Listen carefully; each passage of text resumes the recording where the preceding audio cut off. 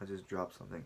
What's up, guys? Welcome back to another Chubbs Reviews, and today we're going to be talking about our third Marvel movie, getting into the nitty gritty of Iron Man and his upbringing, watching the first Iron Man movie. A little bit of backstory: I wasn't looking forward to watching this movie. When I originally was going to watch all the Marvel movies, I started with this one, and it kind of bored me in the beginning, and I never watched it, so thus I never continued watching all the Marvel movies. This time I started with Captain America, and it was pleasant. Now here we are. I'm not a huge Robert Downey Jr. fan. I really haven't seen him in much. Besides, he recently did a Doolittle remake, Doctor Doolittle, and it was awful. So yeah, there's that. And I've never been a big Iron Man superhero fan in general. Like, I don't know why. And then getting into the movie, I realized fucking Gwyneth Paltrow. Yeah, the founder of Goop. I don't know if you all know about her, and I've watched so many JonTron video, or I've watched the video of JonTron making fun of her, and she is kind of ridiculous in the real world. But this is the prime of her acting days. This is like a 2011 movie, I think, even maybe earlier than that. But Iron Man, you got Tony Stark, played by Robert Downey Jr., a famous billionaire kind of weapon maker, weapon designer, and military. And they start off the movie with him being escorted somewhere, and he instantly kind of gets captured by the opposition. The I don't know. In Captain America, it was Nazis. In Captain Marvel, it was aliens. In this, it's I don't know, like ISIS people. I'm not trying to be racist or nothing, but you know, it's basically Muslim kind of people over in South Asia, wherever. I sound stupid. I'm not informed in this. Anyway, I didn't pay attention too much to those villains in the beginning, because that is just kind of the beginning of his little transition. You know, they do show his life, and then they flash back to how his life is before this incident, and you see Tony Stark being the rich man that he is, an alcoholic. You know, he just sleeps with every woman. He's this and that. He's not really a great guy. He's just, you know, a really rich business owner, as we would expect. And he makes weapons that kill people and ends wars and creates peace and blah blah blah. And when he goes over here and gets kidnapped, he kind of sees some other sides of things and see his weapons are not used as much as he thought, or you know, towards the things that he wanted. And he comes back with that kind of a change and development of character, and then, you know, his whole business and him and himself trying to do good and make weapons for good, or just not make them at all. You got to see those problems kind of develop, and you know, business rivalries within kind of come out.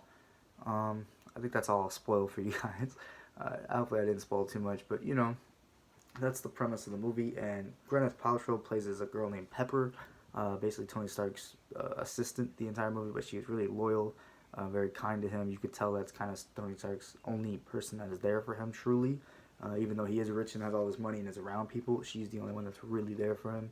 And like I said, she does play the role well. As much as I'm not a fan of Gwyneth Paltrow in real life, she did really well. So that's where this movie surprised me.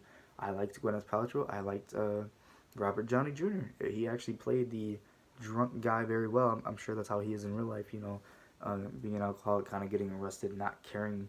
I don't know if he's like this in real life, but he has a not caring side to him in the beginning, and it just completely. I wouldn't say completely changes, but you know, you see it develop. You see a character development throughout. And there are some really cool action scenes. I gotta say, there are two really exhilarating things about watching Iron Man. I thought, one, the suit is probably Iron Man has the coolest suit I've ever seen. I don't know why I just don't realize this, but it's just cool. It's just fashionable, and it's nice, and it makes you want to fly. That's another thing. That's the second thing. And when he first finally gets taking off, like he finally gets it down, and he's like, "This is like a dream." You know, it looks awesome. You're kind of there with him. It makes you want to fly. And I don't know. I haven't felt like that in a while. Maybe it's just because I don't watch that many superhero movies, so this kind of just hit me like that.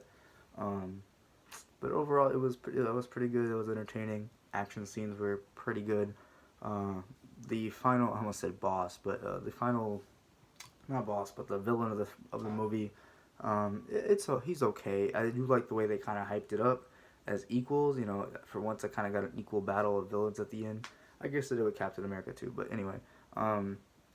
And then it kind of let me down. The climax could have been a lot higher when it came to the final fight, but it kind of fit the role of the movie. More brained, less kind of beefy action stuff. It was more like that. it does have a satisfying ending. There was no crazy. Oh, I do remember the ending. I was trying to think, like, the very last scene of the movie was really cool. I thought. I don't know why I didn't see it coming. I don't know why I didn't notice the meme and already had that spoiled for me, but I didn't. So that was cool. I'm actually looking forward to kind of watching Iron Man 2, but I'm gonna try to see if I can watch The Incredible Hulk on Amazon, and then I'll do Iron Man 2. So those will be my next two movies. Iron Man, there's not much to say besides it was actually really good. I can't think of too much I didn't like. It didn't have an insane emotional pull, and the final fight wasn't great. But things in between there were okay. There was some emotional side characters there. Um, and Tony Stark was pretty brilliant as, or not Tony Stark, Robert Downey Jr. was brilliant as Tony Stark. Anyway, my final verdict will be a 9 out of 10 for this one. Pretty solid one, better than the previous two. Thank you guys so much for watching. Like, comment, subscribe. Peace out.